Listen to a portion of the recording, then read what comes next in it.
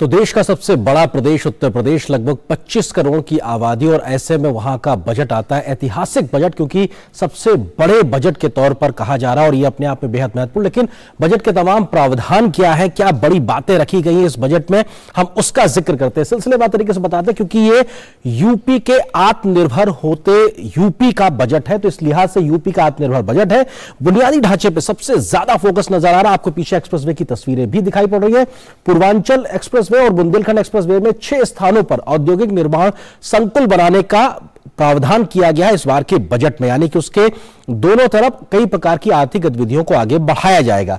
साथ ही साथ Jhansi link expressway हो या चित्रकूट लिंक एक्सप्रेसवे हो, इसके लिए भी 235 करोड़ रुपए का प्रावधान किया गया है, यानी कि एक्सप्रेसवे पे बहुत ज्यादा फोकस दिखाई पड़ रहा है। इसी तरीके से बुंदेलखंड एक्सप्रेसवे के डिफेंस कॉरिडोर को लेकर 550 करोड़ रुपए का जो प्रावधान था वो लगातार जारी है, और लगातार इस डिफेंस कॉरिडोर के माध्यम से भी आर्थिक गतिविधियों को बढ़ाने पर जोर दिखाई पड़ रहा है।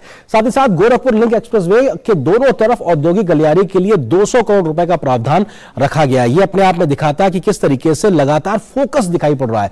साथ ही साथ अगर हम बात करें तो अंतर्राष्ट्रीय फिल्म सिटी की स्थापना को 10,000 करोड़ रुपए की बात की गई है। ये जो जेवर एयरपोर्ट है, यमुना अथॉरिटी का पूरा इलाका है, वहां पर इस पूरे प्रावधान को आगे बढ़ाया जाएगा। तो कोशिश यही कैसे बुनियादी ढांचे को तेज गति से आगे बढ़ाया जाए, आर्थिक गतिविधियां बढ़ेंगी, उसके साथ साथ किस प्रकार से तमाम जो आर्थिक गतिविधियों के साथ साथ रोजगार में भी बढ़ोतरी देखने को मिलेगी। श्रमिकों के लिए भी कई बड़े ऐलान किए गए। उस लिहाज से अगर बात की जाए तो लगभग 1.5 करोड़ से अधिक निर्माण श्रमिकों का पंजीकरण अभी तक हो चुका है। उनके लिए इस प्रकार की व्यवस्थाएं बनाई गई ताकि उनको फायदा हो सके। मुख्यमंत्री जन आरोग्य योजना से 100 करोड़ रुपए की व्यवस्था की गई है, यानी कि जो श्रमिक वर्ग है उसका सुधार हो सके, उस लिहाज से भी काम किया गया है। मुख्यमंत्री दुर्घटना बीमा योजना के तहत 12 करोड़ रुपए का प्रावधान किया गया है। श्रमिकों को भी खास तौर से तवज्जो देता हुआ ये यूपी का बजट दिखाई पड़ रहा है। इसके साथ साथ अगर हम बात करें कि यूपी का जो आत्मनिर्भर बजट है, इसमें रोजगार को लेकर क्या बड़े प्रावधान किए गए, तो ODOP, one district one product, ये एक ऐसी कार्य योजना थी जिसको उत्तर प्रदेश से विस्तार होकर अब देश में भी दिखाई पड़ रहा है। उसके लिए 1,35,000 से अधिक व्यक्तियों को रोजगार देने का काम हुआ है। यह अपने आप एक बड़ा काम दिखाई पड़ रहा है। साथ ही साथ वस्त्र उद्योग में ही 40,000 रोजगार सृजन का लक्ष्य रखा गया है। यह अगले वित्तीय वर्ष के लिहाज से बजट प्रावधान में बात की गई है। इसके अलावा कृषि, चिकित्सा, ऊर्जा, खादी, शिक्षा, पर्यटन और परिवहन में स्टार्टअप को बढ़ावा देने की बात की गई है। स्टार्टअप पे बहुत ज्यादा फोकस दिखाई पड़ रहा है और स्टार्टअप को लेकर एक पूरी नीति भी उत्तर प्रदेश सरकार ने बनाई हुई है, और इसके लिए भी सीड फंड में 100 करोड़ रुपए देने की व्यवस्था योगी सरकार ने की है उत्तर प्रदेश के इस बजट में। तो ये अपने आप में बड़े प्रावधान। उत्तर प्रदेश सूचना प्रौद्योगिकी स्टार्टअप नीति हेतु 60 करोड़ रुपए भी प्रस्तावित किए गए, यानी कि हर वो प्रावधान किया गया है जिससे एक आधार तैयार हो सके, ढांचा बन सके। इसके अलावा यूनिटी मॉल की स्थापना के लिए 200 करोड़ की व्यवस्था की गई है। यह भी अपने आप में दिखाता है कि किस तरह से कोशिश लगातार की जा रही है। यूनिटी मॉल होगा जहां पे हस्तकरघा या छोटे जो उत्पाद बेचने वाले लोग हैं उनको बढ़ावा मिल सकेगा, उनके लिए यहां पर व्यवस्थाएं की जाएंगी। इसके साथ साथ महिलाओं के लिए क्या कुछ बड़े ऐलान किए गए हैं। अगर बालिकाओं और महिलाओं के लिहाज से अगर बात की जाए तो कन्या सुमंगल योजना के तहत 1,050 करोड़ रुपए की व्यवस्था की गई है। कन्या सुमंगल योजना है उत्तर प्रदेश की अपनी योजना है। साथ ही साथ विवाह योजना के लिए भी 600 करोड़ रुपए का प्रावधान किया गया है। जो ऐसे तमाम जो समाज के वर्ग हैं जिनकी बच्चियों के विवाह सरकार के माध्यम से कराए जाते हैं, उसके लिए भी 600 करोड़ रुपए का प्रावधान था।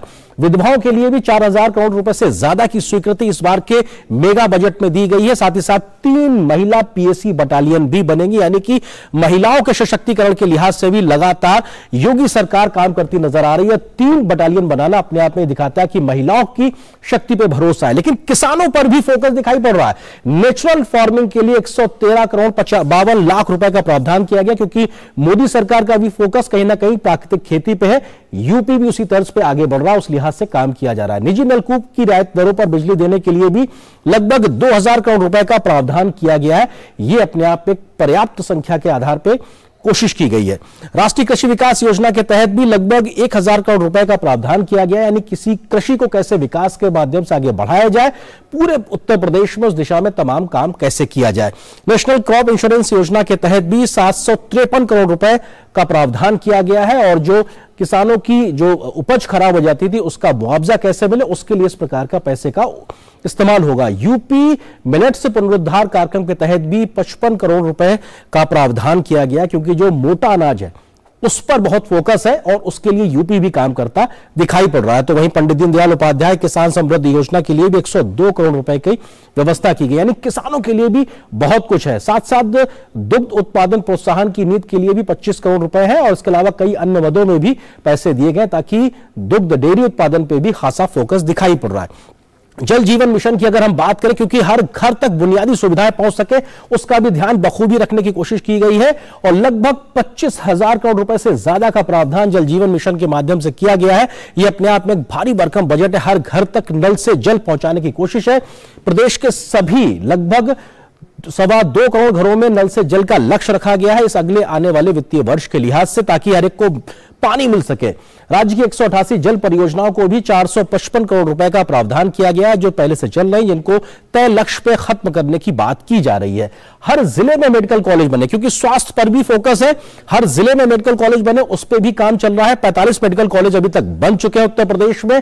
14 जिलों में मेडिकल कॉलेजों का निर्माण चल रहा है, जिसके लिए लगभग 2500 करोड़ रुपए का प्रावधान भी किया गया है इस बार के बजट में। 16 जनपदों में PPP, public private partnership, PPP model के आधार पर जो है मेडिकल कॉलेज का निर्माण चल रहा है। यह भी अपने आप में दिखाता है कैसे हर एक जिले में एक मेडिकल कॉलेज का जो सपना है उत्तर प्रदेश में साकार होगा, जमीन पर उतरेगा। उसके लिए बजट में प्रावधान किया गया। असाध्य रोगों की चिकित्सा के लिए भी 100 करोड़ रुपए का प्रावधान योगी सरकार ने उत्तर प्रदेश के इस बार के बजट में किया है। तो साथ ही साथ जो निजी मेडिकल कॉलेज है, अगर वो नर्सिंग कॉलेज खोलते हैं तो उसकी स्थापना के लिए भी 26 करोड़ रुपए की व्यवस्था की गई और इस प्रकार की व्यवस्थाओं में जरूरत के मुताबिक और भी बदलाव करने का साफ तौर पे प्रावधान दिखाई पड़ता है। तो स्वास्थ्य पे खासा जोर दिखाई पड़ रहा है।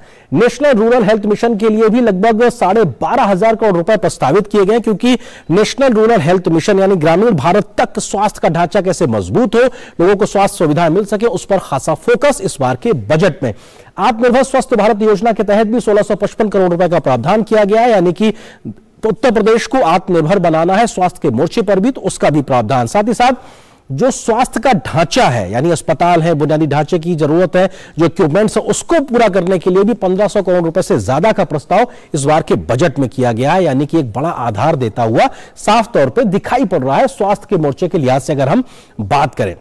इसके अलावा जल्दी से नजर डालते हैं कि स्मार्ट शिक्षा को कैसे बढ़ाने पर फोकस किया जा रहा है। स्मार्ट शिक्षा की बात की जाए तो टैबलेट या स्मार्टफोन के लिए भी 3600 करोड़ रुपए का प्रावधान किया गया है और ये छात्र छात्राएं जो उत्तर प्रदेश के हैं उनको इस पैसे से वो टैबलेट या मोबाइल फोन दिया जाएगा। एक मोबाइल फोन की कीमत 10,800 रुपए है, तो वहीं 12,700 रुपए का टैबलेट जो है भी उनको दिया जाएगा। ये अपने आप में साफ तौर पर दिखाता है कि स्मार्ट शिक्षा को ये जो है किस तरह से बढ़ावा देते हुए नजर आ रहे हैं और ये अपने आप में शिक्षा को लेकर भी दिखाई पड़ रहा है। साथ ही साथ अगर हम बात करें अन्य प्रावधानों के लिहाज से भी, तो ग्लोबल इन्वेस्टर्स समिट में भी लगभग 33.5 लाख करोड़ रुपए का निवेश की बात भी निकल के आई। आज बजट में इसका जिक्र भी था। वृद्धावस्था या फिर किसान पेंशन की बात की जाए तो लगभग 7200 करोड़ रुपए की इसमें भी प्रावधान किए गए हैं। देश की जीडीपी में उत्तर प्रदेश का योगदान 8% से अधिक है। इस बात का जिक्र भी आज निकल के आया है इस बजट के प्रावधान को लेकर। सकल राज्य घरेलू उत्पाद में 16.8% से ज्यादा की वृद्धि दर्ज की गई है। यह भी अपने आप में उत्तर प्रदेश के बढ़ते आर्थिक मोर्चे पे कदमों का जिक्र करता है। लेकिन यह सब तैयार हुआ कैसे, ये कैसे हुआ है, क्योंकि प्रदेश में एक बड़ा माहौल बनाया गया। ये जो टेबल आपके सामने इस वक्त टेलीविजन स्क्रीन पे ये बताती है कि कैसे अपराध के तमाम मोर्चों पर लगाम लगी है। योगी सरकार ने वो काम किया है जिसकी वजह से प्रदेश में शांति है और एक माहौल बना है व्यापार करने के लिए, आर्थिक गतिविधियों को बढ़ाने के लिए। डकैती में 80% की कमी आई है, लूट में 61% कमी है, हत्या में 32% की, या बलवा की बात की जाए तो लगभग 52% की, रोड होल्ड अप और 100% कमी आई है। और उसके अलावा फिरौती अपहरण जैसे मामलों की बात की जाए तो लगभग इसमें भी 43% की कमी आई है। यानी कि इस प्रकार के जो अपराध एक समय में उत्तर प्रदेश में हुआ करते तो उस पर लगाम लगाई है, माहौल दिया है अर्थव्यवस्था को आगे बढ़ाने के लिए। शायद इसीलिए $1 ट्रिलियन की अर्थव्यवस्था बनाने के लिए योगी सरकार का फोकस है और उसी के लिहाज से इस बजट को आत्मनिर्भर उत्तर प्रदेश के बजट के तौर पर देखा जा रहा है। तो यह अपने आप में बजट की बड़ी बातें थी।